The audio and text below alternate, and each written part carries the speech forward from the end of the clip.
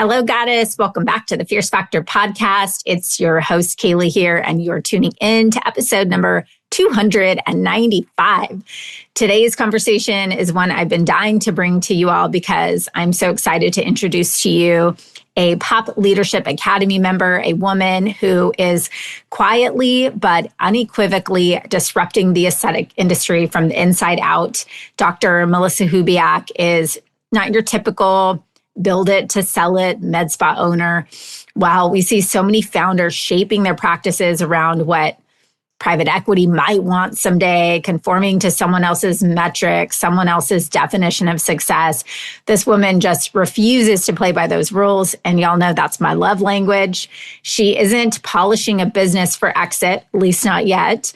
She's buying businesses. In fact, she's buying real estate. She is building an empire that is rooted in life-first leadership, in autonomy, and with a focus on long-term wealth.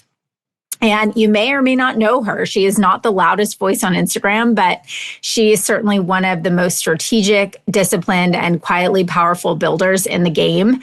And today, she is pulling back the curtain on what it really takes to scale in a way that honors your values, your life, and your vision. And before I dive in, I want to give you this gentle heads up because conversations like this one with Melissa are exactly why we created our upcoming 90K in 90 days challenge. Women like her are proof of what becomes possible when you stop building a business for someone else's approval and you start building one that is structurally sound, profitable, and aligned with the life you actually want. So I want to invite you inside of this challenge. We're going to help you design the kind of operating system that allows a business to scale without sacrificing your time, your autonomy, or your values. This is the same foundation that gives the leaders we work with inside of the Pop Leadership Academy the clarity and capacity to do things like buy businesses, acquire real estate, and build wealth on their own terms. So if you're listening today and realizing it's time to shift from managing everything to actually, architecting the business you're meant to lead, then this challenge was built with you in mind. So here's how it's going to work. We're going to start by giving you the ultimate practice growth audit so you can finally see in black and white where your business is maxed out, where profit is leaking, and where structural upgrades will create the most immediate lift. Most leaders are too in it to see their own bottlenecks. So this is just a really gentle way to help pull you out of the weeds and get clarity really fast. And then on December 5th, we're coming together to design your next 90K in 90 days through our strategic planning masterclass. So this is going to be a live 90-minute workshop where I will personally walk you step by step through turning your audit into a targeted, executable 90-day revenue plan. So no more guessing or overwhelm. No, maybe try this strategy. None of that. Just exact moves that align with your capacity, your pricing, your team, and your offerings so that it's a plan that actually works. So if you're listening today, this is resonating for you, you're like, hey, it's time to go from managing everything to intentionally architecting the business that you're meant to lead. This challenge is your starting point. It's really built for women who are ready to think beyond the day-to-day and start building an enterprise that grows with them, not just because of them. So you can sign up for white glove service with a personal concierge to get you started when you register at klcconsultants.com/90K in 90 days. Or you can simply DM concierge on Instagram and we will get you started.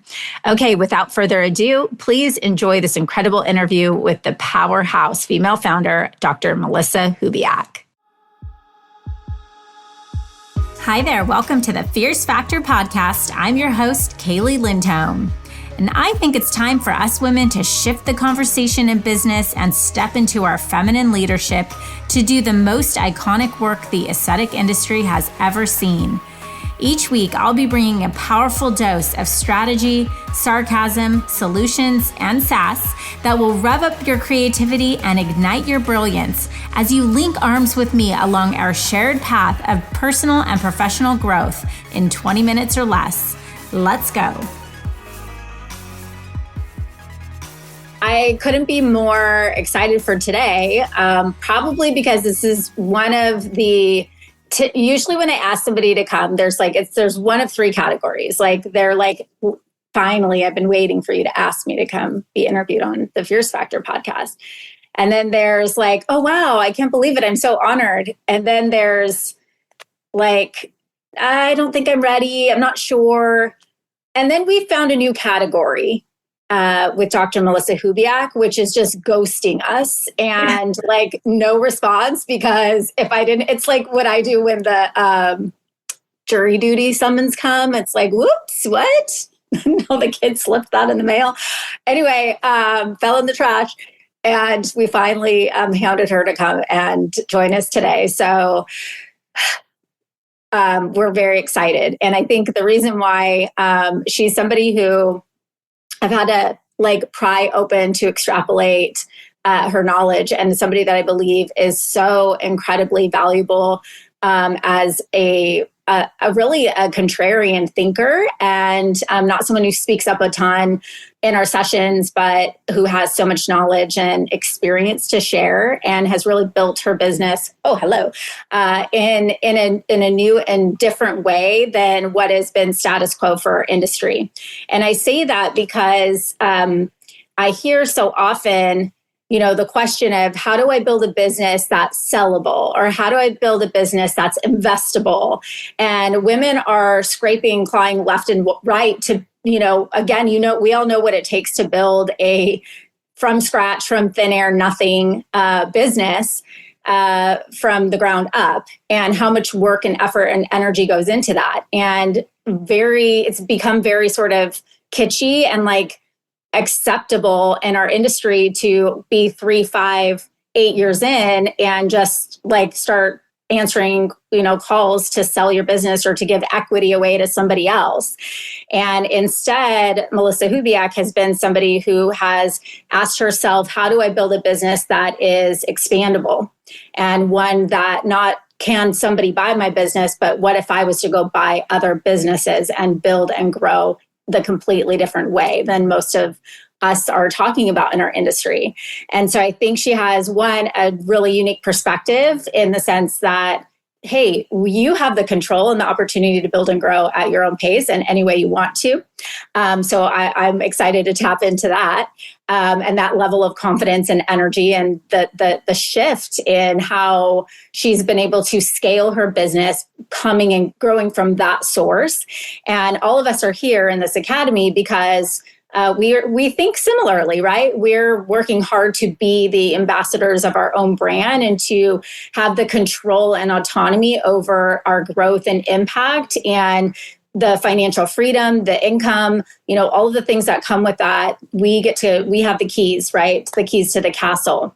And so we're going to talk today about Dr. Melissa Hubiak's story, how she's grown to her multiple location business, stepping out of the treatment room and really becoming the CEO of the practice, and what that has entailed, and what it's been like in our industry, somebody who's just sort of humbly grown under the radar, not somebody who's out flashing, you know, all of her accolades on stage, but that has so much to share. And that's really what I love about us here, is that we have these stories that are just hidden underneath, very far, deep underneath. We brought her out for today.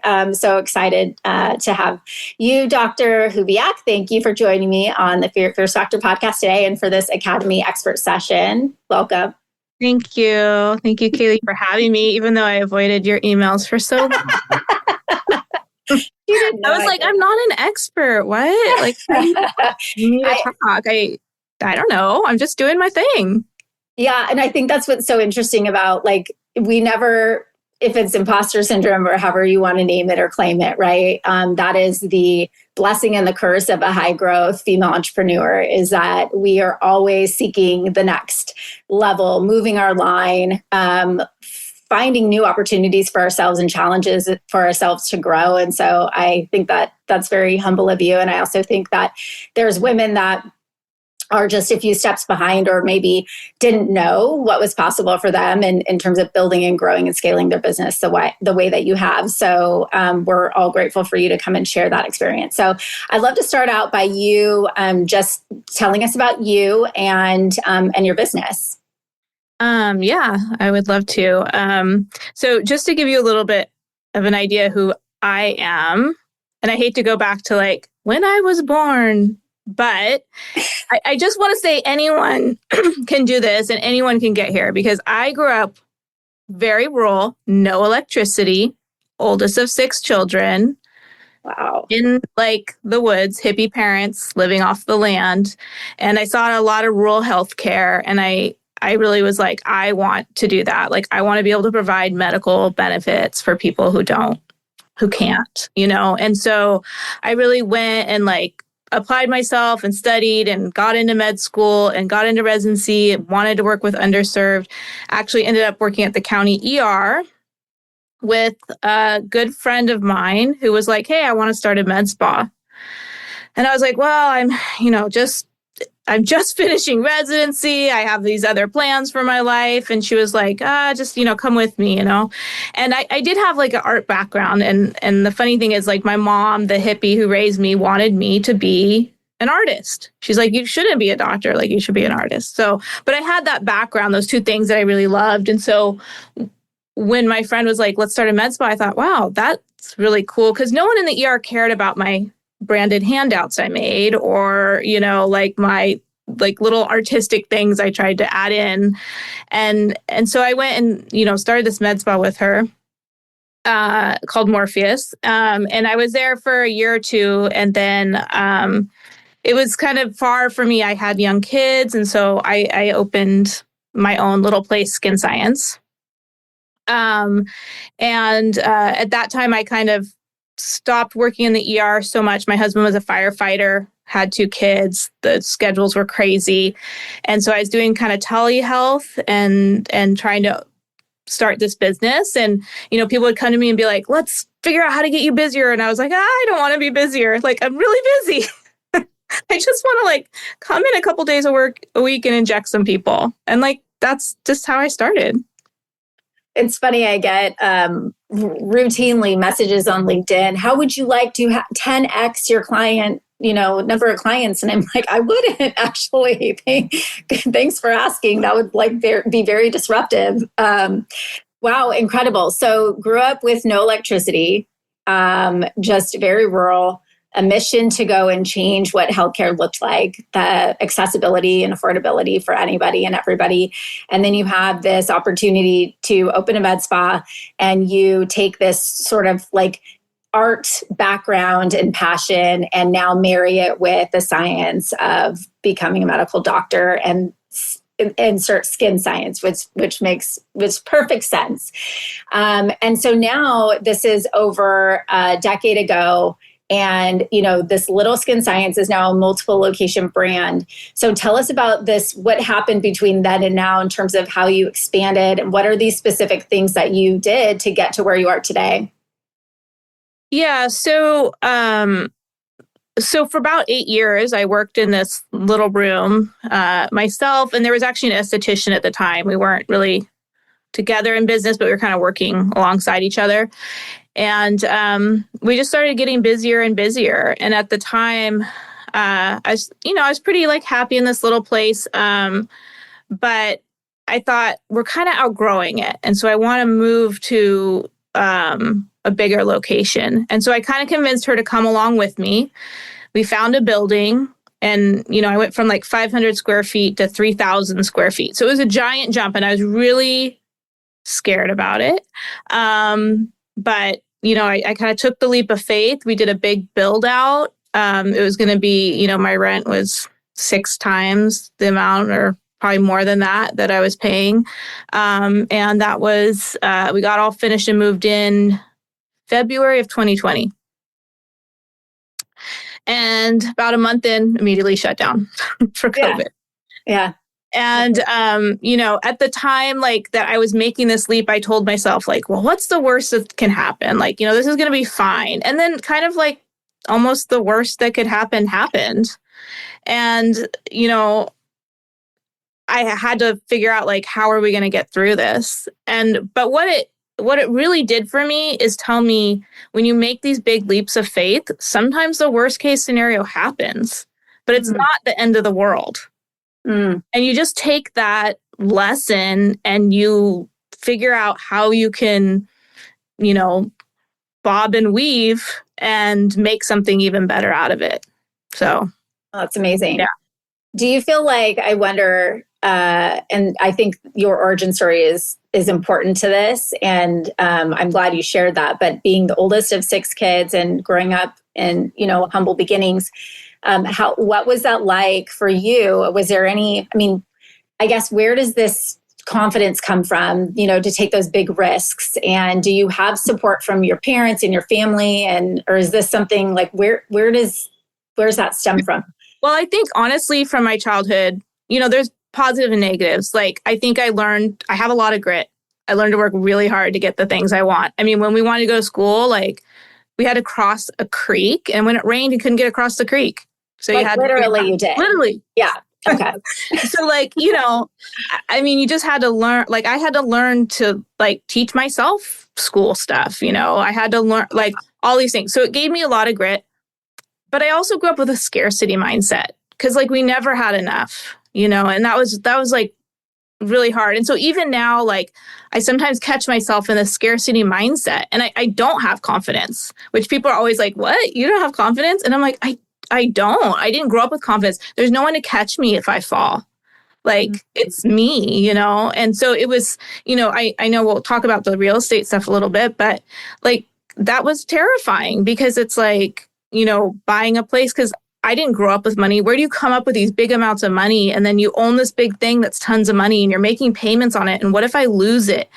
And, but I had like this epiphany where I was like, there's so many people out there with so much less education, grit, talent, who are doing this all day long. Facts. And I literally, like, sorry if any of you know Chad, but I named this person Chad in my head. And I was like, Chad would go out and just buy the building. So why can't I? I cannot wait to play this for my husband, by the way, because that's him. Except he wouldn't buy the building. He would save enough money for 5 buildings and then he would put it in the bank. I was going to ask, as you were talking, the first thing that came to mind was alter ego, because it's funny. I think you and I had this conversation. I had a very similar discussion with Heidi Hermel, who and her team, about her being the most confident business owner. A lot of women look at her and are like, wow, look at her just move and shake. And she is like, I'm the least confident human being ever. And I am like, don't do anything risky. I won't go on a roller coaster. I won't, like, nothing. Right. And you take these big, it's almost like you have held a mirror up to, like, that, like, this is the shadow or the light of your shadow, right? So you and your business just go all in, and this is Chad. This is just Chad making these decisions. Yeah. Anyway. No, I say, what would Chad do? Like, that is crazy. Why Chad? I'm curious where you came up with that. I don't know. It just like, to me, it was like, I just pictured this like man whose parents are wealthy and he does finance and he like buys buildings. I love like, he has the confidence. Like, sometimes even I love my husband. He's a, white cis male, and he has all the confidence of that. And sometimes I'm like, but I know more, but you're more confident. And it's just a confidence that some people are handed, And so I have to be like, I have to make that confidence in myself. Yeah. Well, and confidence, Krista and I were talking about this recently, and I think it does come from taking action, right? Because once you do it, if you wait to be ready and feel comfortable, you're never going to. And so if you do it and then, to your experience, survive, and who would have ever thought a pandemic, right at that moment, and you survived it. And so now look at how much stronger and more capable. You could put Chad to shame at this point. So it's freaking awesome.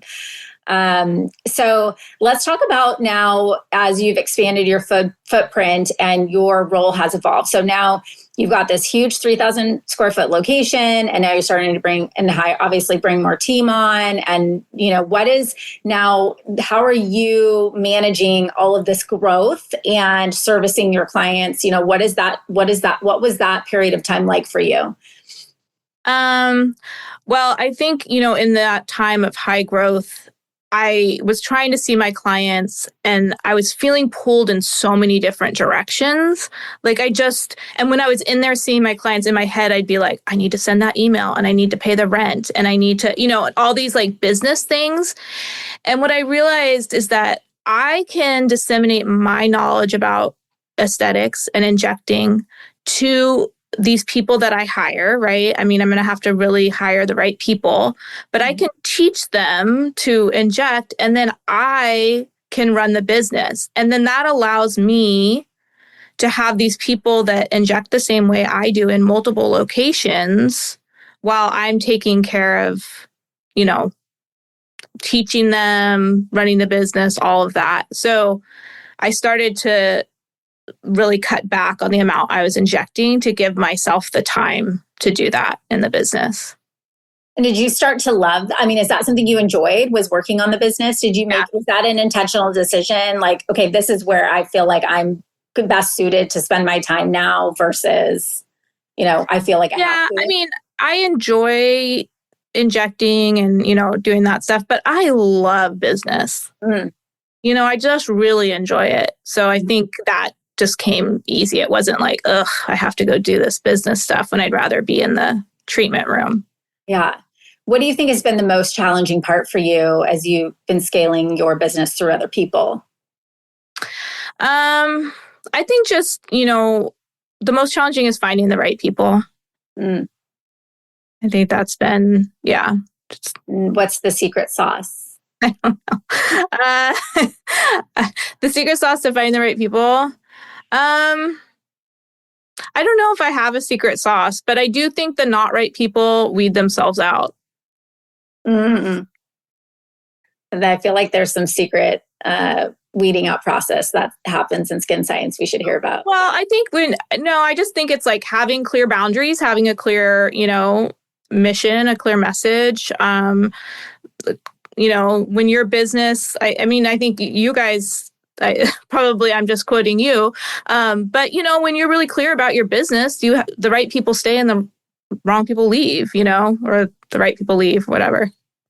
I think there's having clarity, right? And what I'm hearing between the lines here is we know who we are, what we stand for, and what the expectations are, and we hold that standard. And so when somebody doesn't meet that standard, then they're not going to be here. And that's how they weed themselves out. And I think that's a commonly misunderstood concept around setting boundaries or calling out core values or defining what a mission is. None of that matters if you don't actually make it your operating reality and make decisions every single day and enact those decisions and hold that standard. Ultimately, that's the only way that you are going to keep people operating at the level of excellence that you expect. So that's I'd give yourself credit for that, for sure. So, let's kind of talk about this idea of buying up other businesses. So most practice owners are talking about selling. How do they make their business attractive to a buyer? I hear all the time, I've literally seen these PE guys with like backpacks on, sprinting around, running around at conferences, trying to like kidnap people into meetings. And so, now we're getting calls and taking calls about like discovery calls to see what your business is worth and all of this sort of activity, right, with private equity. And you, on the other hand, have flipped the script to say, I'm going to be the buyer. And I love this. So talk to me about your thought process behind buying versus selling businesses. Yeah. So, I feel like I kind of cheated a little bit because the place I kind of bought was Morpheus, the original place I opened. Okay. And then I left, to start Skin Science. And then I actually came back just to kind of help out a little bit at Morpheus because the the doctor who's there, who's my friend, is kind of the opposite of me. Like, she loves being in the treatment room, but she doesn't like running the business as much. And so I kind of like came just to help a little bit clean things up. But then she asked me if I would actually become the majority owner and just run the business for her. And so we kind of made a creative way that I could do that over time. Okay. So I think that's another really important thing in both in real estate and in business is like, you don't always have to come up with a giant wad of cash to pay for something. There's a lot of creative ways to do it. And so we figured out a creative way to do it. And so I became the majority owner. And, I guess it's some like going back to the buying versus selling, like perhaps at some point selling will be an option, but I just really enjoy the work and I enjoy the job. And so at this point, I'm just trying to kind of grow the assets that I have. Do you think, let's say that your interests were reversed and you were like, I don't love business, but I love injecting, but I still want to grow and scale this thing and have this asset. Do you think it's possible for someone that's on that side of the camp? I'm passionate about being an injector. I want to be in the treatment room with my patients the majority of the time. Is that possible for somebody to still grow to and expand in that way if they're not obsessed with being the business builder? I don't know, because that's not, I'm different, but I think you could, but I think you would, you can't be in the treatment room all day, every day. You have to understand your business and you have to, put time and effort into your business. And even if you put the right people in place, kind of helping you run your business, I feel like you really need to have your eye on what's happening. Yeah, I agree. I think that's one thing that, I asked myself that same question. I do think it's possible. I think you have to have, though, the business needs to have a leader, like period, and ultimately that has to be somebody who has the vision and will fulfill and execute on the vision that you set out for it to achieve. Right. But yeah, I think that a lot of people get into this and into starting a business, not really understanding what it takes and on that side of it, right? Like it's just going to run itself. I have this interest or this skill. And that's why I think that there's so much activity with PE, right? Like if every founder understood what it was going to take and were willing to sign up for it and experience the turmoil, we'll just say the ups and downs, the many J curves, and be willing to go through that, I think we'd be in a different place. How would you answer this question? If somebody is like, well, should I be a buyer or a seller in a business acquisition? I think it just depends on, what you're looking for. Right now, I want to be a buyer because I love the business. I love what I do. Like, I literally am like, wow, how lucky did I get to come to work every day? Like, this is amazing. I just really enjoy it. And so I'm not ready to just sell my business and work for somebody else. Like, I know my personality and I have to own my business and work for myself. And that's why I'm here. But at some point I may want to retire, at which point I may become a seller. But I think it just depends on who you are and where you are in life, Yeah. A question in the chat: how did the shift out of the treatment room affect the team or revenue? Positively. It affected the team in a great way because they just felt they had a lot more access to me. Like if they had a question, if they needed help with an injection or, I was always there to step out of my office and walk in the room and help them. So I think that was really, really positive. And as far as revenue, very positive because like I said, now I have multiple providers doing what just, I could do. And I'm supporting all of them and training them up and getting them more efficient. And so, yes, it was positive both ways. Well, that's awesome. Let's talk about the real estate piece. So you currently own multiple brick and mortar locations. You just purchased your 6th building, an incredible milestone. Congratulations. So what drew you to real estate as part of your growth strategy? So I've always really loved real estate. Like, I just like houses. I love seeing potential. Like, I like a fixer-upper, a diamond in the rough. And so actually when I was in my little spot many years ago, the little two-room place, the owner asked if we wanted to buy it. And, pretty inexpensive. And so we actually did end up buying it. But then when I moved into the bigger place that I was leasing it, I sold it back to the esthetician because when COVID hit, she pieced out, did not, and went back. And so I sold that to her.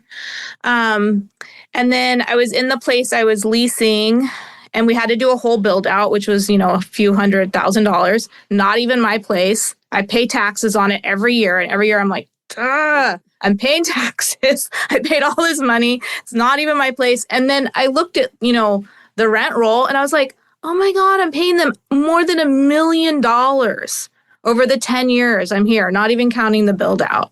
I'm like, this is absolutely ridiculous. So I decided I was just going to find another place. I mean, I still have the lease here, but I was going to open another location. And so I just started looking around at locations where I could afford a place, a relatively funky place so that I could, afford it and then do a build out. So I bought that place. Then serendipitously, a place across the street went up actually it wasn't up for sale. It was like a very roundabout. A friend of mine heard from a friend that it was going to be for sale and it was already built out for a spa. And so I decided to buy that place. Then I went back and I sold the first place to do an exchange for another place. And then when I came on to Morpheus, I also got a building for them. It's kind of like Monopoly, like just... It is. I tell people, it feels like Monopoly money. You're just like throwing it around. Like, I'm going to mortgage this place to buy this place and hopefully someone lands on it and pays me rent. How do you view your investments in real estate as an overall part of your business ecosystem? Well, I mean, it was eye-opening to see that I was paying someone else $1 million. And so I just felt like I should be paying myself $1 million, and so I just see that as another opportunity to build equity and to diversify a portfolio, and that if at some point I do end up, selling my business, I will also, sell these properties or they will pay me rent. Yeah. And there's tax strategy that gives you sort of a leg up there, right? Yeah, there is some tax, benefits to it. How do you determine if a specific location is right to buy? That's a hard part, I mean, that's the thing with real estate, right? Is you can't really time the market and you don't always know like the best place. I would say buy in a place that you know the area, it's best, I think, if like it's a place you've rented before, like you really have an idea for who the clientele. For me with that, I guess, second place that I bought, it was an area that I knew well and was more affordable. It wasn't real expensive. There was a lot of areas I was priced out of. And so, that's why I chose that area initially. Mm-hmm. And what have been the biggest learning moments for you through the process of expansion? Well, I think the biggest one I kind of mentioned earlier is like, even when it's the worst case scenario, like it's not necessarily the worst case scenario. Sometimes it's the best case scenario. And, really like you can always make something good come out of all of these situations. And I think that can also give you the confidence to like move forward and do things. Because even if it doesn't go exactly like you planned, you can still move forward with it. Yeah. Sometimes there's a bigger plan that we can't even see, right? Mm-hmm. There's a question in the chat. You recently took on another business that was an established med spa with their own team, systems, and different culture. What was that transition like to bring cohesion to your multiple businesses? So, I think I was a little worried about the other team, like how they would react to somebody just coming in who's new that they don't really know. But it actually was really, really positive because that provider that was running the business was in the treatment room and so not available, that when I came in, it was like a breath of fresh air, I think. They just really appreciated the support and how accessible I was and like the positive changes that I was making to the business. I mean, it's still, this just happened less than a year ago. So it's still like in that transition phase, but so far it's been really positive. Question, are your buildings under the med spa or separate entities? So how are you? Yeah, so the buildings are all under real estate holding companies. Okay. And that's because, if there's an issue with your business, you just want it all separate. Mm-hmm. Yeah, good question. What would you do differently, if anything, as it relates to physical expansion? The only one thing I would do is that I do have one location where I lease, and I think in the beginning, if you're leasing, just doing a shorter lease is better because it's hard to make changes when you're stuck in a long lease. So that's one thing I would just... I'd love just to take inventory for those of you who are here live in the chat. Do you lease versus buy or own? Sorry, lease versus own your space. I'm just curious. We got rent, lease, 10-year. We got someone in a 10-year lease. Oh, yeah. I also want to say, if you are thinking of buying, the SBA loan, the really positive thing about an SBA loan, SBA loans are a little difficult because you have to always be sending them your insurance and sending them your yearly taxes and all of that. But you only have to put 10% down. So, if you find a good building, scraping together that 10%, and then, you can look at a mortgage calculator and figure it out, but you could be paying what you pay in rent. You might as well be paying yourself. Yeah, I love that. Someone's impressed you own 6 buildings in California. I have bought 6 buildings. I don't own 6 buildings because some of them I did flip exchanges or, yeah. I know, Hillary, you're in California and you're in an expensive part of California. So I feel you. Yeah. I don't own any buildings over there. Yeah. But that was one thing, that first building, what I said, it was in an area that wasn't, I think my first building, this is California, so I don't know how it translates, but it was $690,000.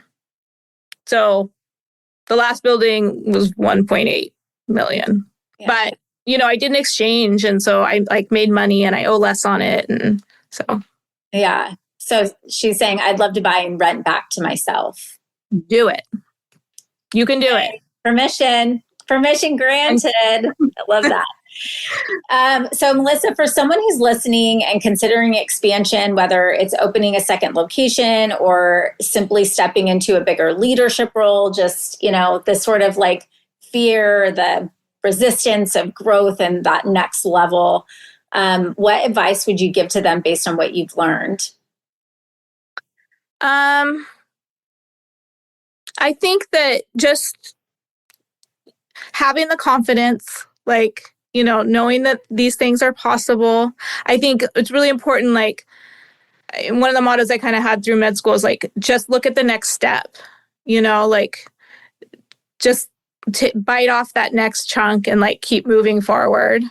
And then my other thing is don't say no to opportunities. A lot of these things came to me and I was I don't know if it's the right time or I don't know if I can do it, but just say yes to opportunities. What about somebody who, right, as an MD, I hear a lot, the years I put into earning my degree, and then now I'm just letting it float into thin air because I'm a business owner. But I'm just what? I'm just taking over the world. I'm just scaling. I'm just living my best life. I'm just what? I hear this from doctors all the time. They're so upset that their life is so hard. But then someone goes and starts a med spa and they're oh, you're wasting your license. I'm no, I'm living my best life. I'm doing the best thing with my license that makes me happy. So. Freaking mic drop. I love that. And do you feel you are fulfilling the vision of that young girl who wanted to demonstrate and provide access, and show what was possible to people who didn't have that. Yeah, I think so. I mean, I think I have I built this amazing business where I employ all these local women who are moms. Like they, rely on coming to work. They have medical insurance because of me. They have, support. They have this amazing job. Like they can support their families. I worked in the ER too, and that was amazing. I definitely felt like I was making a difference, but I have people cry and hug me here too. Like I'm making a difference in their life. And maybe it's, a little bit different than in the ER, but it's still really impactful and it's still really important work. What is I'm curious because your mom wanted you to be an artist, right? And so what does she say what does she think of all of this? I think she is really proud of it,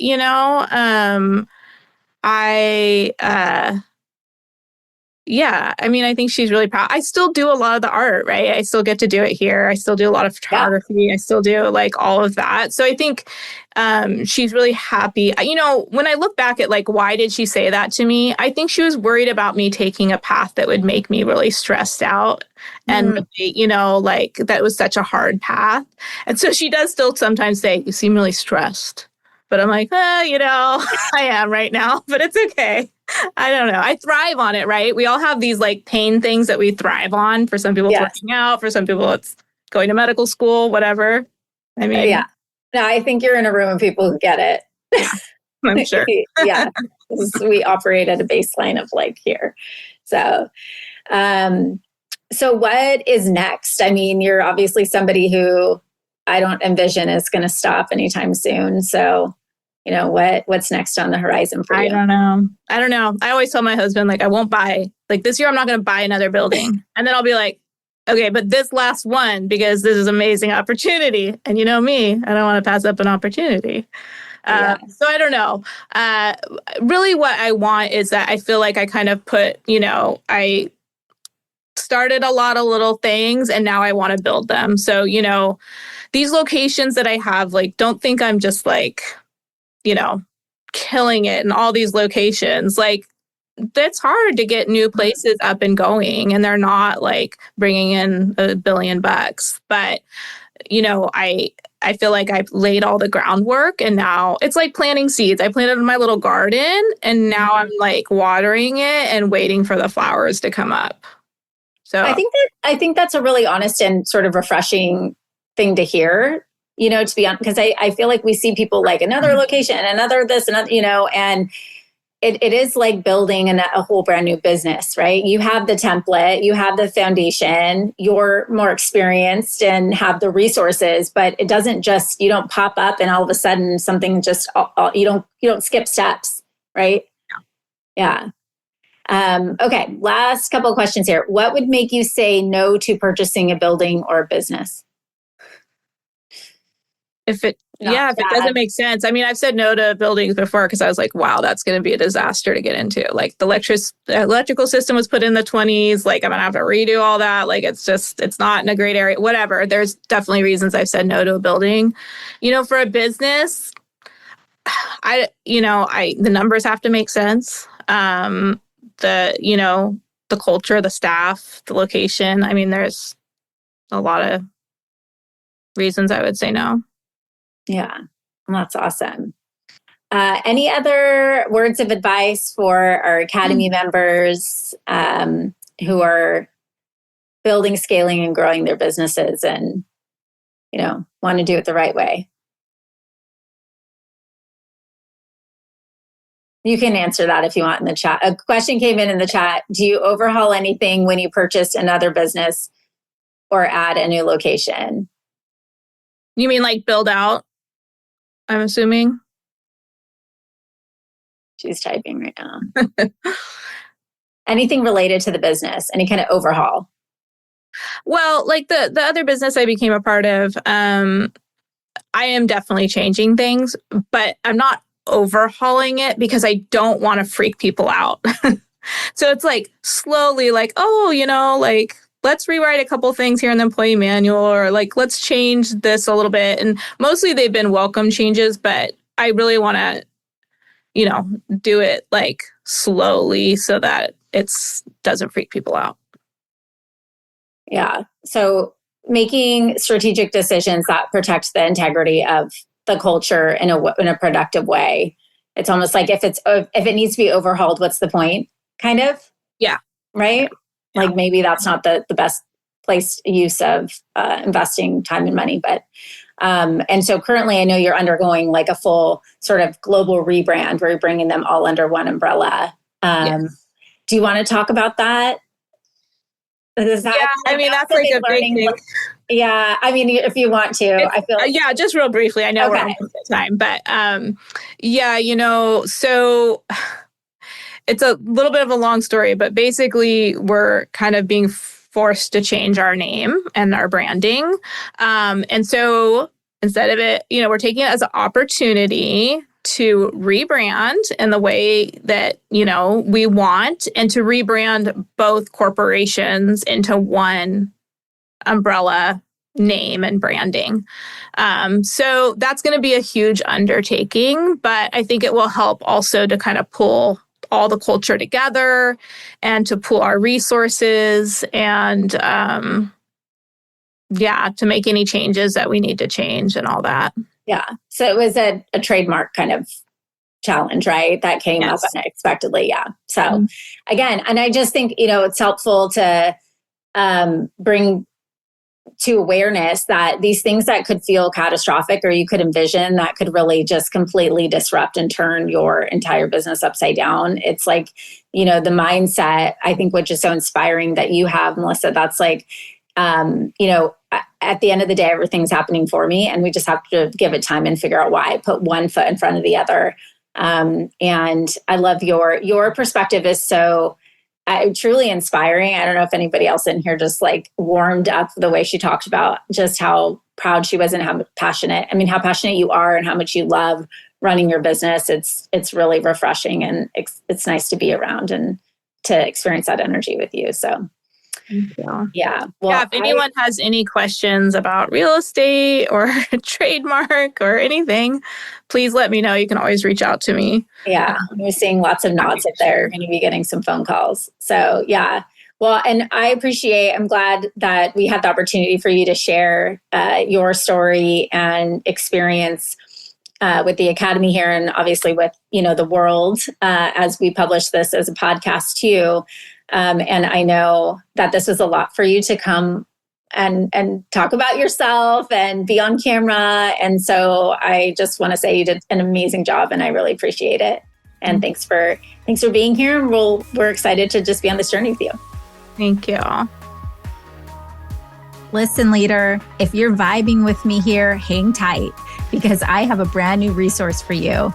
You are a successful, confident, powerful woman who just isn't into being average. No, you have a calling, and part of that calling is requiring you to level up. And I know that if you're working across the next $1 million milestone in your business, you need to be in the right circles. And perhaps that's why you found us. I'd love to invite you to join The Blueprint, a weekly resource for inspired, provocative thinkers who are taking this conversation to the next level. Get access to free business tools, podcast supplements, guideposts, and direct communication with me and my expert team. And of course, a masterfully curated circle of women making big moves and disrupting the status quo in aesthetics and wellness. You can link directly through the show notes or head to klcconsultants.com/blueprint. It's time to elevate. See you there, goddess.